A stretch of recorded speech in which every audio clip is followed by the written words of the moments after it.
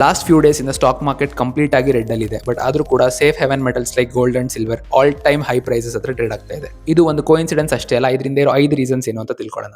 First reason ಬಂದು risk off mode. Recent ಆಗಿ global ಹಾಗೆ ಡೊಮೆಸ್ಟಿಕ್ ಅನ್ಸರ್ಟನಿಟೀಸ್ ತುಂಬಾನೇ ಇದೆ. For example tariffs. ಈ ತರ ಟೈಮಲ್ಲಿ investors risky assets like equities ನ ಸೆಲ್ ಮಾಡ್ತಾರೆ. ಅದಕ್ಕೇನೆ ಸ್ಟಾಕ್ ಮಾರ್ಕೆಟ್ ರೆಡ್ ಆಗಿದೆ. ಸೆಕೆಂಡ್ ರೀಸನ್ ಬಂದು capital shift to safe havens. ಇಲ್ಲಿ ಮನಿ ಡಿಸಪಿಯರ್ ಆಗಿಲ್ಲ, ಸ್ಟಾಕ್ಸ್ ಅಲ್ಲಿ ಇದ್ದ ದುಡ್ಡು ಸೇಫ್ ಅಸೆಟ್ಸ್ ಕಡೆಗೆ ಮೂವ್ ಆಗಿದೆ. ಫಾರ್ ಎಕ್ಸಾಂಪಲ್ ಗೋಲ್ಡ್, ಸಿಲ್ವರ್ ಹಾಗೆ ಬಾಂಡ್ಸ್. ಥರ್ಡ್ ರೀಸನ್ ಬಂದು FII ಸೆಲ್ಲಿಂಗ್ ಹಾಗೆ weak rupee. Foreign institutional investor stocks ನ ಸೆಲ್ ಮಾಡಿದಾಗ ರುಪಿ ವೀಕ್ ಆಗುತ್ತೆ. ಹಾಗೆ ವೀಕ್ ರುಪಿ ಡೈರೆಕ್ಟ್ ಆಗಿ ಗೋಲ್ಡ್ ಮತ್ತೆ ಸಿಲ್ವರ್ ಪ್ರೈಸಸ್ ನ ಪುಷ್ ಮಾಡುತ್ತೆ. ಫೋರ್ತ್ ರೀಸನ್ ಬಂದು ರೇಟ್ ಕಟ್ ಎಕ್ಸ್ಪೆಕ್ಟೇಷನ್ಸ್. RBI ಏನಾದ್ರೂ ಇಂಟ್ರೆಸ್ಟ್ ರೇಟ್ಸ್ ನ ಕಟ್ ಮಾಡಿದ್ರೆ FD ಹಾಗೆ ಬಾಂಡ್ಸ್ ಇಂದ ಬರುವಂತ ಶಾರ್ಟ್ ಟರ್ಮ್ ರಿಟರ್ನ್ಸ್ ಕೂಡ ಕಡಿಮೆ ಆಗುತ್ತೆ. ಈ ಸಿಚುವೇಶನ್ ಅಲ್ಲಿ investors non interest assets like gold and silver ಕಡೆ ಮೂವ್ ಆಗ್ತಾರೆ. ಸೊ ಹಾಗೆ ಆಟೋಮ್ಯಾಟಿಕಲಿ ಪ್ರೈಸಸ್ ಮೂವ್ ಆಗುತ್ತೆ. Fifth and most important reason ಏನಂತಂದ್ರೆ ಪೋರ್ಟ್ಫೋಲಿಯೋ ಪ್ರೊಟೆಕ್ಷನ್. ಇಲ್ಲಿ ಗೋಲ್ಡ್ ಮತ್ತೆ ಸಿಲ್ವರ್ ಹೆಡ್ಜ್ ಆಗಿ ಆಕ್ಟ್ ಮಾಡುತ್ತೆ. ಹೆಡ್ಜಿಂಗ್ ಅಂತ ಅಂದ್ರೆ ನಿಮ್ಮ ಪೋರ್ಟ್ಫೋಲಿಯೋದಲ್ಲಿರುವಂತಹ ರಿಸ್ಕ್ಸ್ ನ ಕಡಿಮೆ ಮಾಡುವಂತದ್ದು, more than chasing the profits. ಇದು ಕೂಡ ಒಂದು ಮೇಜರ್ ರೀಸನ್ ಏನಕ್ಕೆ ಗೋಲ್ಡ್ ಆಲ್ ಟೈಮ್ ಹೈ ಹತ್ರ ಟ್ರೇಡ್ ಆಗ್ತಾ ಇದೆ. ಇದೇ ರೀತಿಯ ಹೆಚ್ಚಿನ ಫೈನಾನ್ಸ್ ರಿಲೇಟೆಡ್ ವಿಡಿಯೋಸ್ಗೋಸ್ಕರ ನಮ್ಮ ಪೇಜ್ನ ಫಾಲೋ ಮಾಡಿ. Thank you.